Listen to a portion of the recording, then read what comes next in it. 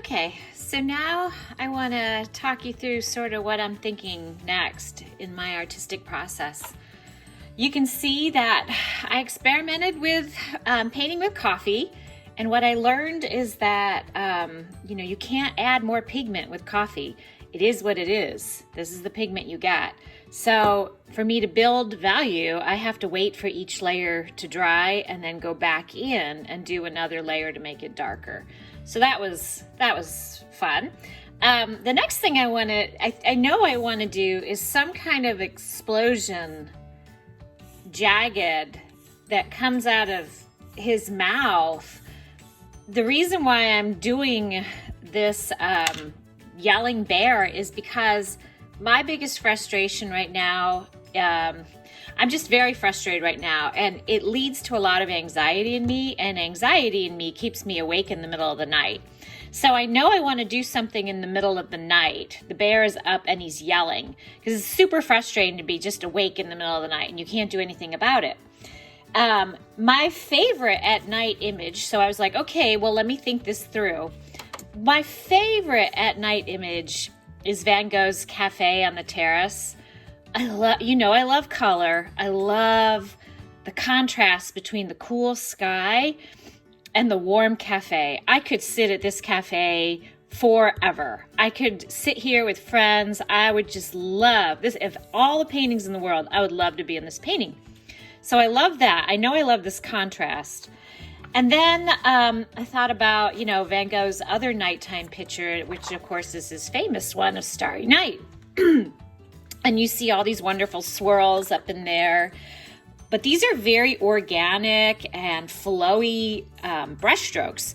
And if I want to do something very jagged, that might be a nice contrast to have something in the background very flowy with these very jagged marks. And I actually do not like these jagged marks. I got to try again. To me, that looks like an upside down Christmas tree. So part of the artistic process, you keep working at it.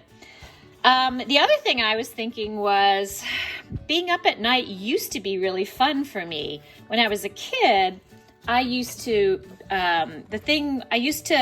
play outside, and the deal was I had to come in when the street lights came on.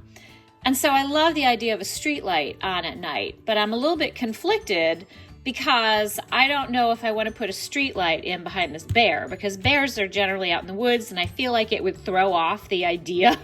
And you wouldn't be focused on whatever I'm going to put in this bear yelling. You'd be focused on this weird street light. But I love the idea of this glow. Maybe I have a glow up here, a warm glow against a cool background, against a jagged, warm explosion coming out of his mouth. So now I'm building my color ideas behind this bear. And then I just printed this one up also, just because the more references you get, the more it helps you build your own composition. And I didn't get to show you. I told you, this is the bear I'm working from. It's a photograph. If I was to completely put this out there, I would have to give credit to the photographer who did this piece. If I alter this piece enough, which I will, I won't have to worry about it. But it's very hard for me to I told you, I'm an artist that works from references, and that's perfectly fine. And you can definitely do that too. If this was a drawing, however, that was a drawing, I could not do that. That would not be okay. You need to work from photographs. You can't work from something that another artist has already done. So a photograph's okay. If you copy it directly, you have to give credit. I still may have to even give credit, and that's only if you're going to publish it. So, or go to Vase or go to Junior Vase or put it in an art show. So I'm not going to worry about that. Okay, so that's that part of this process. And now I'm going to sit down and sort of try and figure it out.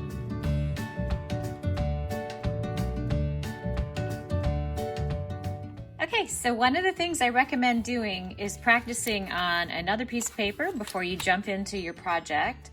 These are watercolors. These are my watercolors at home, and they work more like acrylic paint. You squeeze them onto your palette, but you have to add a lot of water to make them watercolors. Remember, watercolor is mostly, it doesn't work unless you use a lot of water with it. This is the pure pigment that is coming out of the tube. This is dry pigment. This is what you have. And if you guys bought the art kit and you have these at home, then definitely let's get going using these. Now I'm showing you this because I'm talking you through artistic process.